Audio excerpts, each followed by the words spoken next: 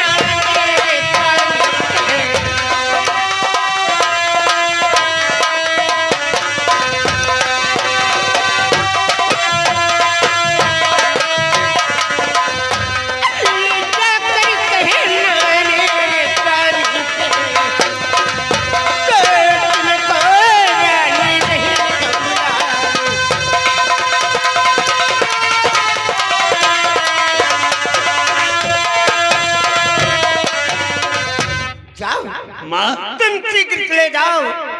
जो मेरे पति का रात दरबार लगा हुआ है वहां से मेरे पति को बुला करके और मेरे भवन में पेश करो। अगर कुछ पूछे तो बता देना कि मेरा हाल कुछ जाना नहीं है और महारानी ने तुम्हें रात दरबार में अकेले में बुलाया। बहुत अच्छी बात माता जी। और मैं तब तक तेरा राजभवन में इंतजार करूंगी। ओ भैया लोग, आप लोग सब लोग बैठ जाओ। प्रधानी का इलेक्शन 5 महीना बढ़ गया। 5 महीना बढ़ गया भाई। 5 महीना क्या बढ़ रहे हो? अब ये मेला मेल का होता है। ये देवता सबके है, ये शंकर भगवान सबके है, किसी के नहीं है। आए आप लोग ऐसा हंगामा मचाओगे मेले में तो शंकर जी आपको कभी बख्शेंगे नहीं। वो कह रहे हैं कि हमारे ही दरबार में हंगामा मचा रहे हो। जनता में हमारे ही दरबार में ये हंगामा हो रहा है। शंकर जी कह रहे हैं हम कभी बख्शेंगे नहीं। तो लिहाजा आप लोग बैठ जाओ, तमाशे के सब ध्यान दीजिए।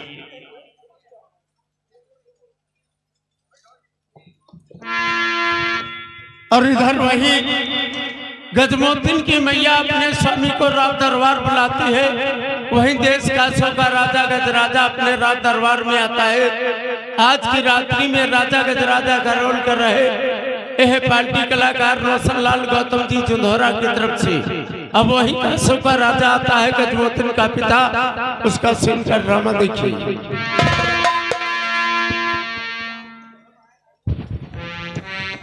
Hello hello check hello hello तो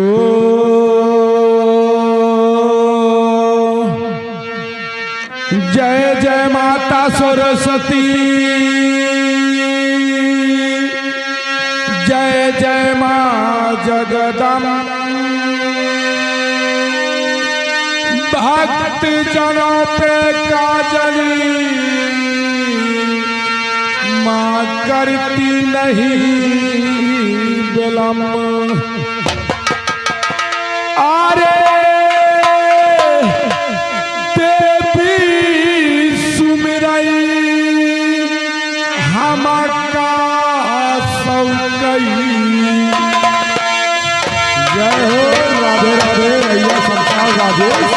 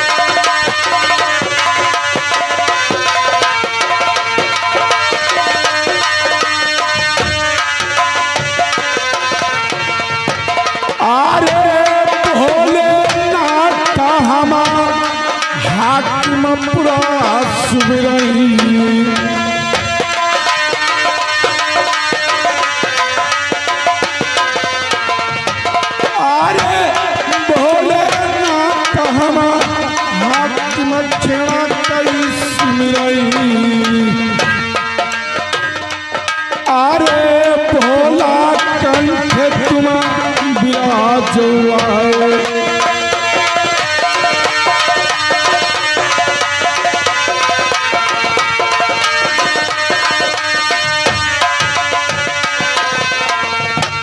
अरे सुनियो कहानियां बता सुन गई।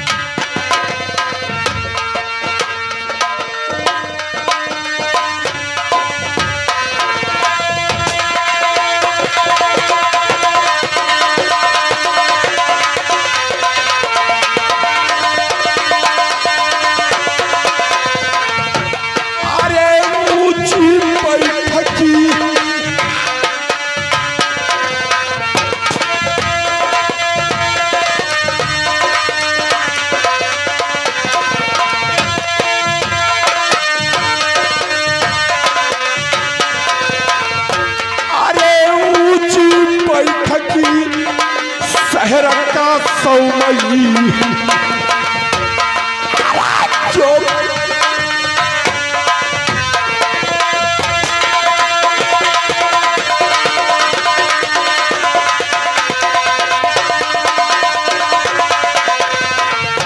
अरे दुनिया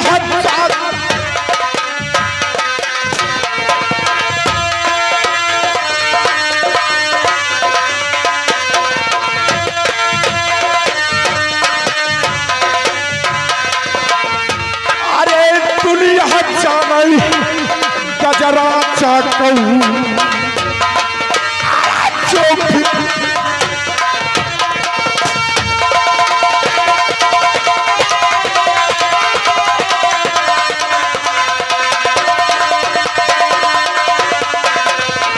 अरे दुनिया जा रही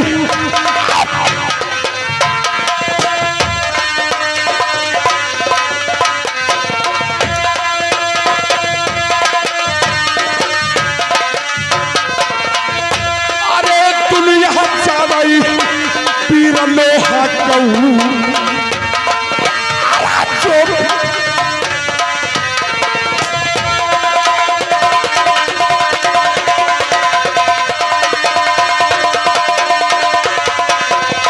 अरे भरत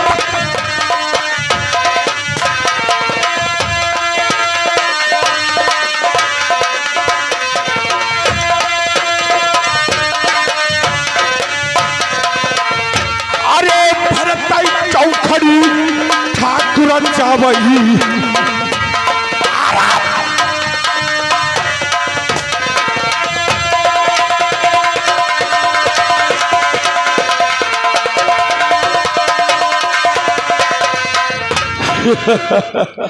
क्या बताओ, यही मेरा शहर का शहर, मुझे हर बसर जानता है, यही शहर का राजा राजा से कहते हैं। पंगा नहीं लेना, नहीं तो 3 गोलियां मारूंगा।